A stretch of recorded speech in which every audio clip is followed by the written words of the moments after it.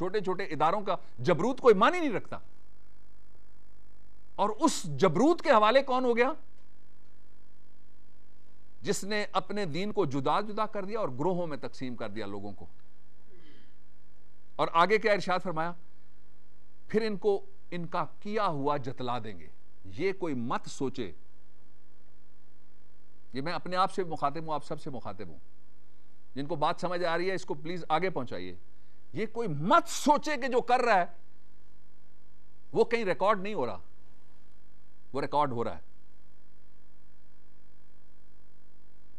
وہ لکھا جا رہا ہے، وہ بھگتنا پڑے گا، وہ سامنے آئے گا، اس کا سامنا ہوگا، اس کی ایکشن ریپلے چلے گی، اس کی ویڈیو بن رہی ہے، اس کی آڈیو بن رہی ہے، اس کی ڈی وی ڈی بن رہی ہے، اس کا ٹرانسکرپٹ بن رہا ہے. اگر ایسا نہ ہوتا تو قرآن یہ کیوں کہتا من یعمل مثقال ذرۃ خیر یرہ ومن یعمل مثقال ذرۃ شر یرہ؟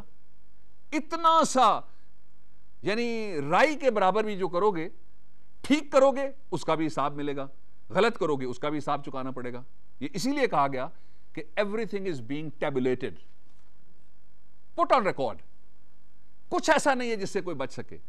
ان کے لیے کہا گیا جو گروہ بندی کرواتے ہیں، تقسیم کرتے ہیں محمد رسول اللہ صلی اللہ علیہ وسلم کی امت کو، اور نام بڑے دل نشیں ہو سکتے ہیں تقسیم کرنے کے. جب آپ گہرائی میں جائیں گے کام آپ کو ایک ہی ملے گا. تقسیم ہو گئی، تفریق آ گئی، فرقہ بن گیا، تو فرقہ پڑ گیا، جھگڑا ہو گیا، فساد کھڑا ہو گیا، اور پھر فساد میں اب تو تشدد کا عنصر بھی شامل ہو گیا. یہ جب آپ دیکھیں گے تو آپ کو یوں لگے گا کہ جب بات شروع ہوئی تھی تو تشکیک سے شروع ہوئی تھی، سوال سے بات شروع ہوئی تھی، جستجو اور تحقیق کی بجائے جھگڑا اور تفرقہ آ گیا. آگے بڑھاتے ہیں اس بات کو. سورہ الروم ورس نمبر 30 میں اس مضمون پہ اللہ رب العزت نے اس طرح سے گفتگو کی. پس آپ یکسو ہو کر اپنا منہ دین کی طرف متوجہ کر دیں. لفظ استعمال ہوا فاقم، ڈٹ کر، بالکل پورے کانفیڈنس کے ساتھ کہ جو ہو رہا ہے بالکل درست ہے. کیا کرنے کی ضرورت ہے؟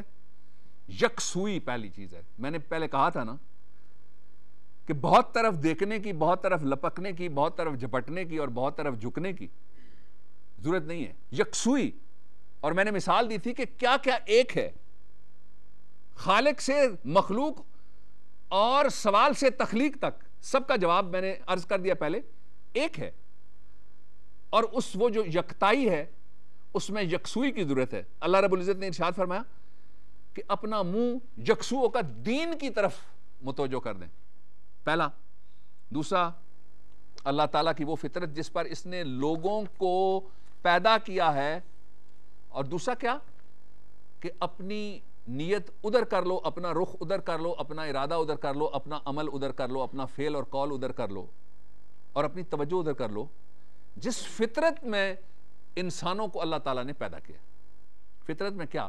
اب چھوٹی ایک یونٹ ہے، اس کی ہم مثال لیتے ہیں کہ گھر کے اندر جب ماں باپ زندہ ہوتے ہیں اور بہن بھائی چھوٹے ہوتے ہیں، ان کا ابھی اختیار شروع نہیں ہوتا، نوکریاں شروع نہیں کی ہوتی، بڑی بڑی مونچھیں ابھی رکھنا اس کا موقع نہیں آیا، تو کتنا محبت کا اور کتنا پیار کا اور کتنا سکون کا ماحول ہوتا ہے.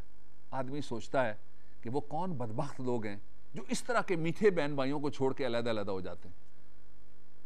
ایسا ہے نا؟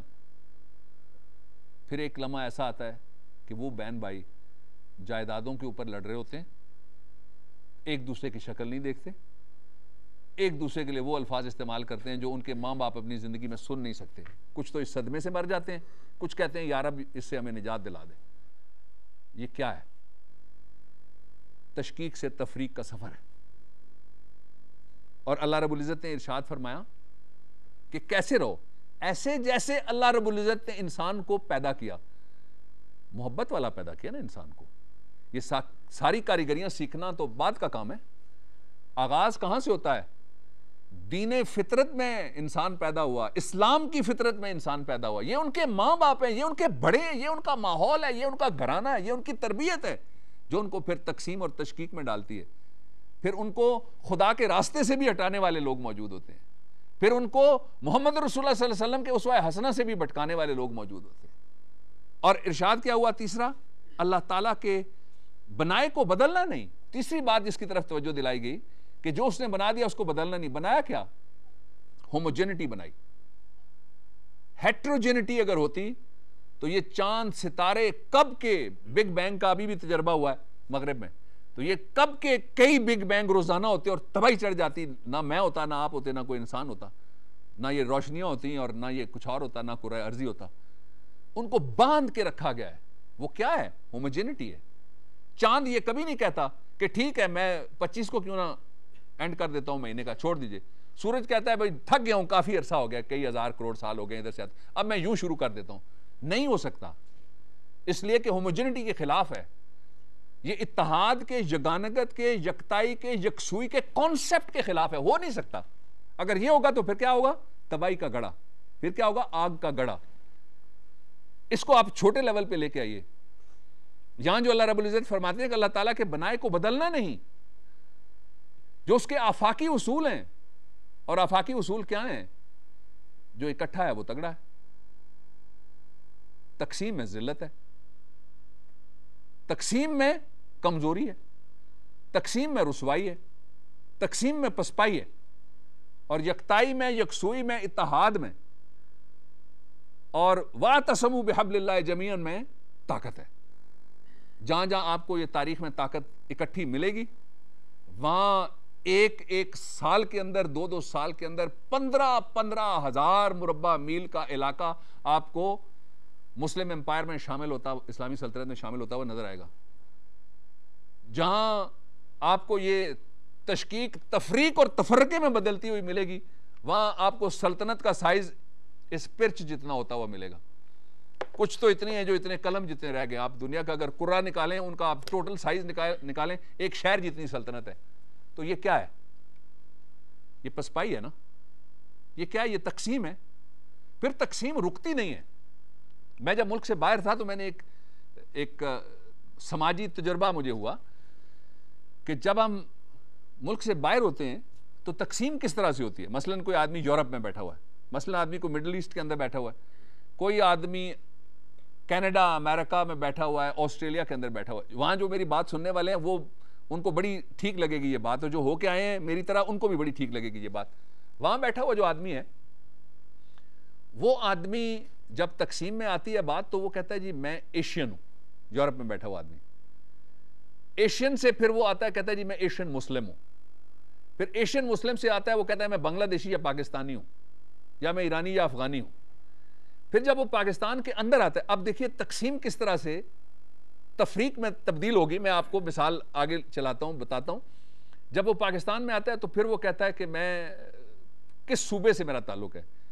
پھر صوبے کے اندر بھی جب آپ تقسیم میں پڑھیں گے, مثلا کوئی پنجاب کی اگر بات کرے تو پھر وہ سرائکی پنجاب سے ہے, پٹھواری پنجاب سے ہے, یا وہ سینٹرل پنجاب سے ہے. پٹھوار میں جب وہ آ جائے گا تو وہ پھر کیا پہاڑی بولنے والا, یا ہند کو بولنے والا, یا خالص پٹھواری بولنے والا ہے. اسی طرح سے آپ پشتو کے علاقے میں جائیں گے تو 5 ضلعوں کی پشتو اور ہے, 3 ضلعوں کی پشتو اور ہے. کوہستان کی پشتو اس سے بالکل مختلف ہے. ہند کو بالکل ایک اور زبان ہے, اور ہزارے والے بالکل اور بولتے ہیں. اس تقسیم میں جب آپ گاؤں میں چلے جائیں گے, برادری میں چلے جائیں گے, خاندان میں چلے جائیں گے, یہ تقسیم کہیں ختم نہیں ہوگی. ایک براڈر کانسیپٹ جوڑے رکھتا ہے کہ میں امت کا ایک فرد ہوں, میں کتاب کا ایک ماننے والا ہوں, میں محمد رسول اللہ صلی اللہ علیہ وسلم کا ایک چاہنے والا ہوں. یہ وہ تقسیم ہے جو آپ کو عالمی طور پہ جوڑتی ہے. یہ وہ تقسیم ہے جو آپ کو چھوٹی تقسیم سے بچاتی ہے. یہ وہ فرق ہے جو آپ کو تفریق سے بچاتا ہے. اور پھر آگے ارشاد ہوا یہی سیدھا دین ہے لیکن اکثر لوگ نہیں سمجھتے. سیدھا دین کیا ہے؟ انسان کی نیچر کے مطابق جو رولز اللہ رب العزت نے بنا کے ہمارے والے کیے وہ سیدھا دین ہے, اور اکثر لوگ نہیں سمجھتے. نہ سمجھنے والوں کی بھی 3 قسمیں ہوتی ہیں. کچھ تو بچے ہیں, کچھ تو انجانے ہیں, کچھ تو دیوانے ہیں, کچھ فرزانے ہیں, مستانے ہیں, ان کو سمجھنے کی ضرورت ہی کوئی نہیں ہے. کچھ وہ ہیں جن کا مطلب اس میں ہے کہ وہ نہ سمجھیں, ان کا رزق اس میں وابستہ ہوتا ہے, ان کی ذات اس میں گھسی ہوئی ہوتی ہے, ان کے اپنے ذاتی پرائرٹیز ہوتی ہیں, ان کے اپنے پرسنل مقاصد ہوتے ہیں, وینڈیٹاز ہوتے ہیں, پرسنل ویسٹڈ انٹرسٹ ہوتے ہیں کہ وہ سمجھنا نہیں چاہتے. اور تیسرے وہ ہیں جن تک پیغام پہنچتا ہی نہیں ہے. اللہ تعالیٰ کا لاکھ لاکھ شکر نہیں ہے کہ ہم ان تینوں میں سے نہیں ہیں. ہم تک پیغام بھی پہنچتا ہے, ہمارے دل بھی کھلے, ذہن بھی کھلے, آنکھیں بھی کھلی, بازو بھی کھلے, زبان بھی کھلی. آئیے اس کو پڑھیے, اس کو سمجھیے.